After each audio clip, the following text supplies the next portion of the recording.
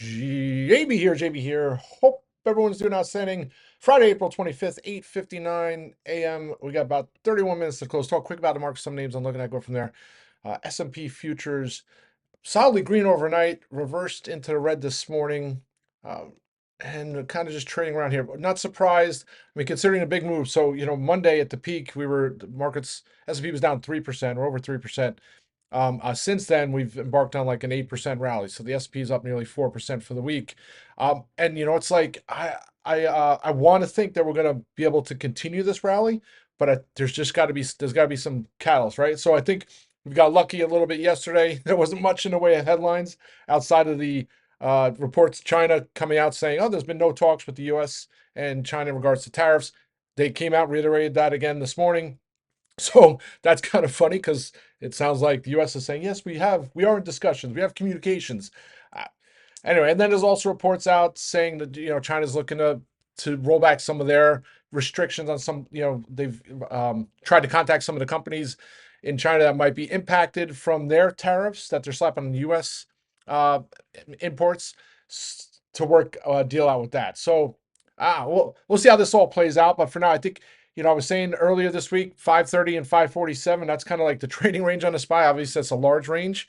That's what's held up so far. I don't like to pat myself on the back too much, but my annotations and you call them spaghetti lines, or whatever. But one of my big, I wouldn't say it's the only indicator, but I like trend lines. Right, to me, it's where's support, where's resistance. It's a history lesson. So those lines may just look like I'm throwing up lines there, but they tend to hit a lot. And also, you take a look on the way up so far. Uh, the spies hit that upward resistance 3 times. So maybe fourth time is a charm here. I don't know if we're going to get over 547 here today. I would assume maybe down to 540, bounce around. Well, gold's taking the next leg to the downside as I'm on the audio. Um, but I've been saying it too this week. Well, the last couple of weeks, Friday's option expiration. Uh, Probably a little more aggressive on some lottos. Not going to be looking for any crazy longer dated strikes just yet. And yeah, oh, gold's taken now. And the irony, right? Gold. So they used to talk about, and I was saying this, I think it was yesterday around Bitcoin, that Bitcoin is can't be a store of value, can't be a currency because it's volatile, and it's like gold is more volatile than Bitcoin now. I mean, it's down 2% here in a flash. All right. So that's kind of the overall market. So today, watching 547 and change. On the flip side, I just want to see maybe 540 holds. I just don't want to see a roll back. Then we get on 540 and then 537 handle. Not spots I want to see tested here today, but you can't rule anything out. There might be, it's like exhausting headline-driven market moves, and so hopefully there's no hiccups. Good thing. So after the close yesterday, Google reported earnings, bested estimates, issued guidance. Well, at least gave commentary that of course tariffs going to hurt them. They talked about the de minimis, however you pronounce that, the exemption of tariffs on imports less than $800 out of China into the U.S. That getting removed. The impacts of that. Companies like Temu and what have you, they spend a lot of money on advertising. Meta, Google to get their platform in front of consumers in the U.S. But if they're not going to be able to, if U.S. consumers are not going to be able to get the products anymore, it doesn't make sense to advertise, right? So they talked some impact there, but still kind of bullish commentary, right? 75+% of Google's revenue is advertising. And if we're in the midst of a recession, you think the advertising spend would have already been cut back, right? If things continue, obviously that next quarter is not going to be as good as this quarter, but it gives you a little sense of optimism that the impacts haven't been felt just yet. And you read everywhere, and I mean headlines even this week, a lot, especially bearish headlines in regards to, oh, we're surveying customers, they're all cutting back on ad spend, and then Google reports earnings that no, they're not. So the two biggest things when we hit a recession is people lose their jobs, right? It's the easiest way to cut costs is cut labor, and the other easiest is marketing, right? And this day and age, back in the day, you would have a contract for TV advertising, and it's not like you can just call up to CBS and say, hey, I don't want to run my ads this week, give me my money back. No, you wait for your contract to run out.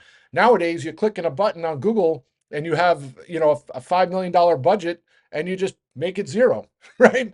So that's why ad spend's so I guess you would say more timely in regards to seeing how the market's doing as opposed to what it used to be in the past. So I take that all bullish. We'll see. I mean, big run today, big run this week in the market. So I wouldn't be surprised to see some chop here today, some consolidation. But I'm sure there's going to be some opportunity. So don't be surprised if I'm a little more aggressive.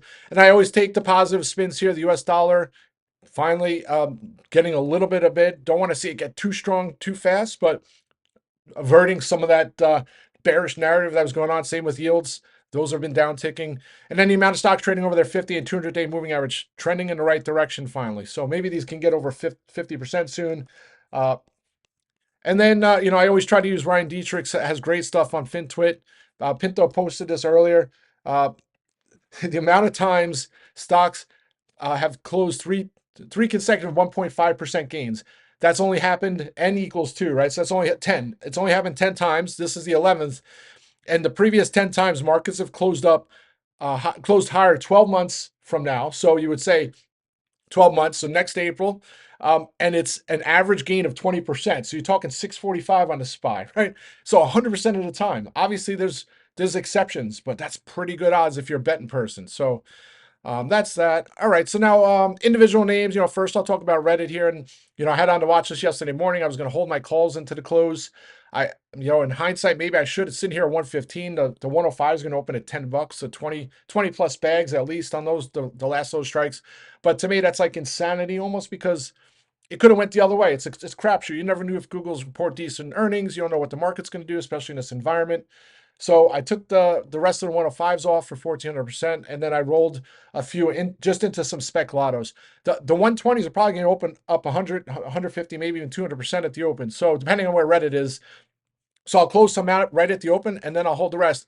Call me crazy, but if it's like a sigh of relief. Some of these names, I talk about Roku, I'll talk about it in a second, but these are all ad names, and some of these names have been destroyed because, again, if there is a recession coming and people cut back spending, there's always the first things that go, right? So, uh, yeah, ad spend, and Reddit, that's a big part of their bucket. So what a monster this week. I mean, it's up I think it's up 17% this week. I mean, God, I keep saying it was $90 at the lows on Monday, all the way up. It hit 119 in the after hour session yesterday. Hopefully it gets over that here today. So that's Reddit. And then just a couple other quick names here, because it's going to be a very quick rant. Keep trying to do Tesla. I tried it on Wednesday. Thankfully, was able to close some out to cover, to at least didn't lose money on the trade for a small gain as it reversed. Yesterday, I was looking for deja vu, trying to finally get that break over 260. And then once it struggled, it dropped $2 and the premiums just got destroyed. You do this long enough, you see crazy things on weekly option expiration, right? There's so many times over the past where you're holding a call that's maybe bidless or whatever, and then that Friday there's a crazy move or there's an analyst upgrade or what have you. So more times than not, typically when it's a spec lotto position, I hold it, right? Even if it's severely in the red. But with Tesla, I closed them out. Sure enough, I was trading like 265 here in the pre-markets, back at 260.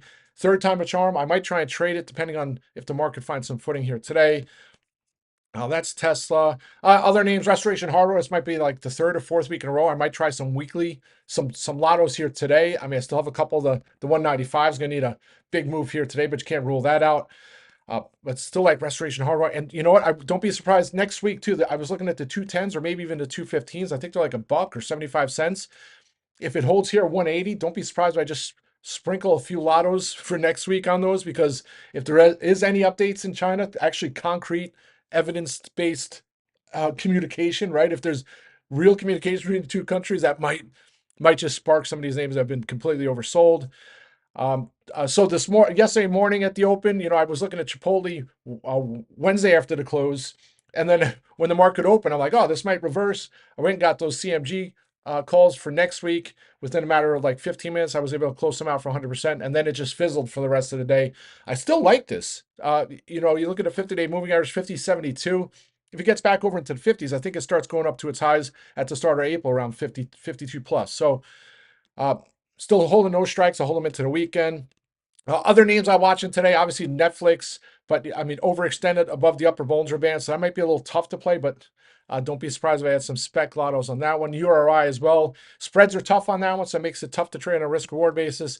And then my old friend Roku. So when it was selling off with the tariff news, I'm like, why do people sell off Roku when it's not a hardware company as much as it was in the past, right? 80+% of their revenue is derived from advertising, monetizing their platform, things like that. But now, now I guess you would say some of it was because people think there's a recession coming. If there's a recession, obviously the ad spend goes, Roku gets impacted. But Google's earnings say, hey, maybe that's not going to be the case. Roku reports May 1st. It's my old friend here. So I might just get calls just for premium build regardless into next week. I don't know if I'll hold into earnings, but you start looking at the chart. I mean, it's got a gap there like 60, 68, 69.